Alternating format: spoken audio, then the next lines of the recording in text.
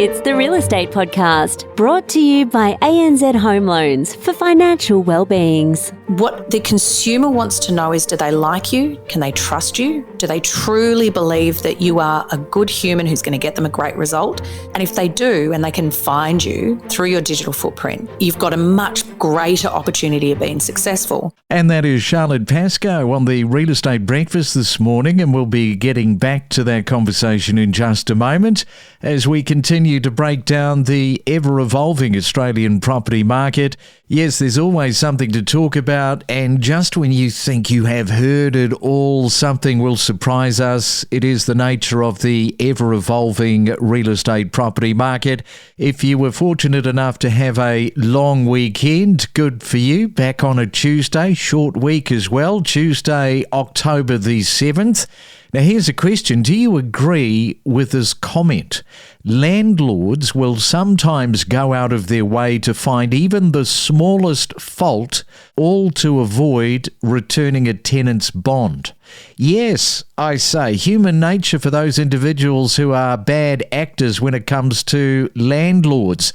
And I've got an example coming up in just a moment. But personally myself, as an ex-landlord over several properties, I pretty much understood that people were in a position of not owning their properties, and a tenant's bond often is all they have to get themselves into another property. And yesterday I read in Domain about a renter in New South Wales who was allegedly denied her bond refund after her landlord mistook the protective film on a brand new dishwasher for grime. It was a white sticky residue on the dishwasher door, but it wasn't dirt. It was the plastic protection film on the front of it. This dishwasher had never been used by the tenant. And for me, the most interesting part about the story was the tenant had been too intimidated to use the dishwasher, so it never got used. And to make the story even worse, the renter kept the place spotless, but still got called back over a piece of plastic. Right, so let's get back to that conversation with Charlotte, who we caught up with back in February, the start of our 2025 year. She is the CEO of Stockdale and Lego in Victoria, and life as a CEO in any business is reasonably commanding, and you were made CEO back in 2020, but Charlotte, in 2022, you decided to buy the company that you worked for. We did indeed. My business partner, Ben, and I loved what we were doing, saw such a huge amount of momentum building that we decided there's nothing to do but to invest ourselves. You were telling me that it is just the two of you. There is no board. There are no other shareholders, God forbid. So you don't have to answer to anybody. People can relate if they are in a business operating with a board. Sometimes that board can be an absolute nightmare. It can cost you time, massive amounts of money. You just get on with it without any of that headache. It's fantastic. It allows us to make changes quickly if we need to. The people that we see ourselves reporting to are the people within the organisation. So it gives us the flexibility and freedom. If we see that something needs to be done, we can just do it. I note that we did say that you are in Victoria, but you also have an office, this is interesting, all the way up there in Queensland on the Sunshine Coast in Caloundra. How did that happen? It's a beautiful spot up there. Yeah, we've got the Strouds up there who are an incredible family, and it's a beautiful business. There was a much stronger Stockdale and Lego presence in Queensland, but a number of years ago, and it was way before my time, I'm going to say around 15 years ago, Peter, the previous owner, decided to sell out the Queensland offices. It just wasn't the direction he wanted to take the business in. But these guys remain part of Stockdale and Lego, and we're very grateful for them. Well, a big shout out to the team there in Caloundra. Yes, it is a lovely spot. You field as a CEO, as somebody prior to becoming a CEO, you field all those questions from people saying, what is it really like working in the real estate industry? You know, can you make all this money that people talk about? How do you sort of curb some of that enthusiasm around the money with the reality? What do you sort of typically talk to people about when they make that inquiry to you? I think real estate has incredible opportunities, but I think that there is a misconception about how quickly or potentially easily people can get to that top percentile of agents operating. The majority of agents, it takes them a lot longer than I think what they anticipate to get their momentum going. So you've got to learn the right habits. You've got to set yourself up correctly from the beginning if you're going into sales. And then you've got to build, a digital footprint. You've got to get to know the community. You've got to learn how to transact and negotiate. So there's quite a lead time. And the ones who do exceptionally well, I guess I don't want to say less common, but there are quite a few who don't quite get to where they think it's going to be. I think it looks quite glamorous from the outside. It's a bit harder than I think what it looks like for those coming in. When it comes to sales, you can never ever pick who is going to make a great salesperson. It's the most unlikeliest of person. Sometimes they come through and you go, wow, where did that come from? I did not see that coming. Yeah, and I think the consumer has changed. I think that now what they really want is someone who's authentic, who they can find easily, but someone who they can really relate to and who can demonstrate how they're going to get a better result for them. So I think it went through a stage where it was all about digital, but I think it's really coming back to that necessity to have the balance of being able to interact with people, sit down around the table, the old school real estate supported by the new way of the digital technology there. Yeah, that's a really nice way of actually talking about those two areas cross-pollinating with each other. And I would also say that if you're thinking about going into real estate, you really need to look at your social media because, as Charlotte just said, it's about being authentic. And if you're represented on your social media channels as maybe a little bit of chest beating, maybe look at me, look at me, look at me, it does not fly when people are looking at engaging a real estate agent. Not unless you are in the 1% where people just look at the absolute mass coverage that this person has, and almost by default, they might not like that person, but they sign up to that person anyway. Yeah, I think that ego marketing is never really very popular. And I think as real estate agents, we like to talk about this is what we did, this is what we did. But ultimately, you've got to really understand the demographic that you're operating within. If you're in a community, let's say you're in a regional area, it doesn't go well in communities like that where they don't want to see that ego marketing. They want to know what you're doing with the local schools or how are you supporting the community. What the consumer wants to know is, do they like you? Can they trust you? Do they truly believe that you are a good human who's going to get them a great result? And if they do, and they can find you through your digital footprint, you've got a much greater opportunity of being successful.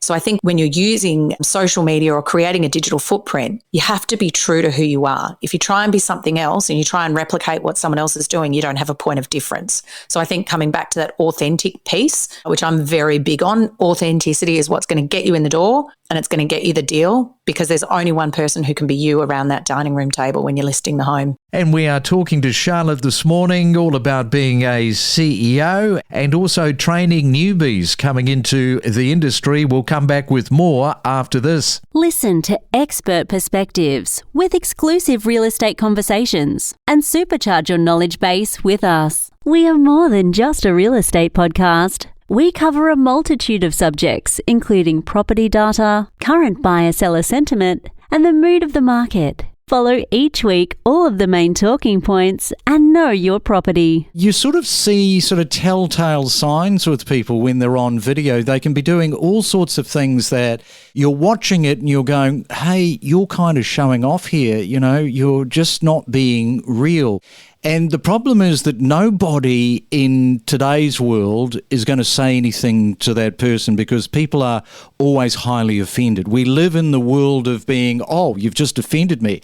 How bad of you to say such a thing. So the person that is acting in that way, it will never actually come to their attention. But people, when they're watching it, they'll go, oh, look at that guy or look at that girl. And I have to say, not that many girls, it's mainly the guys. Well, it's interesting because you don't see a lawyer putting up a social media post going, right, I sued this person, I got this done. It's not how they market themselves. Accountants don't do it. None of the professional industries utilize that as the way to gain and grow business because no one wants to watch it. If I was watching a lawyer sitting there telling me all these things, I wouldn't really want to engage with it. We're meant to be part of the community. These are people who are selling their home, so it's personal. It's not just a business transaction for them. It's the biggest transaction they'll make. They want to feel like they actually connect with you. So instead of thinking about what you want to tell them, you have to think about what do they want to know about you to feel comfortable enough to engage you.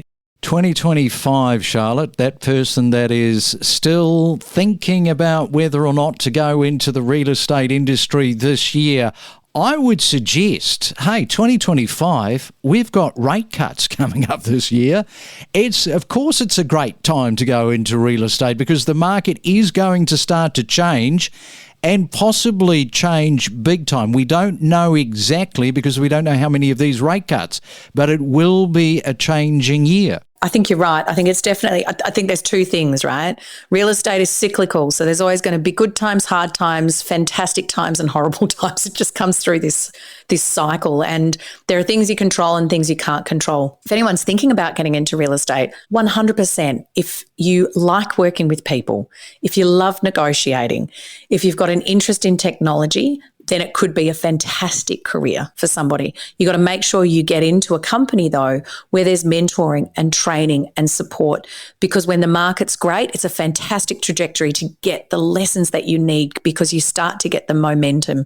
You're seeing the great side because at some point it may become a little bit more challenging. And if you've set yourself up right in a good market, then everything is going to be much easier from that moment. Yeah, I can tell that you probably nurture these newbies, coming into Stockdale and Lego. You take them under your wing and you give them the best possible chance of succeeding because you don't want them to fail. No, absolutely, because their failure is my failure, is how I look at it. We've actually got a new guy working with us who's just joined us a couple of weeks ago, and he's got on the phones yesterday for the first time, and he generated, I think it was 7 appraisals in one sitting, and we were all high-fiving, and I'm so proud of him because he's done extraordinarily well in his first opportunity, to get on the phones and start putting everything that he's learnt into practice. And we all find so much pride in what he's done. It's a big piece for us. How do we help people be successful? What's his name? Luca. Well done, man. Yeah, he's done incredibly well. We're very proud. All right. Well, we'll leave it on a high. And thanks so much, Charlotte, for coming on this morning to the Real Estate Breakfast. And congratulations on being the CEO and also acquiring that business in 2022 and the fact that you're around for your mother once again celebrating another birthday. Indeed. Thank you so much for having me. It's been a pleasure. So Dubai Hills, it's divided into 30 sub-communities, and when it's fully completed by, they say, mid next year, there's going to be approximately 2,000 villas and thousands of apartments. Back to you, Mario, and flying into Georgia, where the developers took a plane load of real estate agents out of Dubai to showcase this new development. Yeah, this is an interesting concept because, over 350 brokers, agents and company owners were flown out here to Tbilisi in Georgia to sort of learn about the country. But now you're having dinner with your, either a compatriot or you're having dinner with someone who you're trying to beat to a deal. So potentially, I think if this works out, I think most other developers might actually decide to follow suit, which is going to be amazing news for us brokers, as it were, because it means more trips in different parts of the world. We connect you to the best real estate information across Australia. The Real Estate Podcast.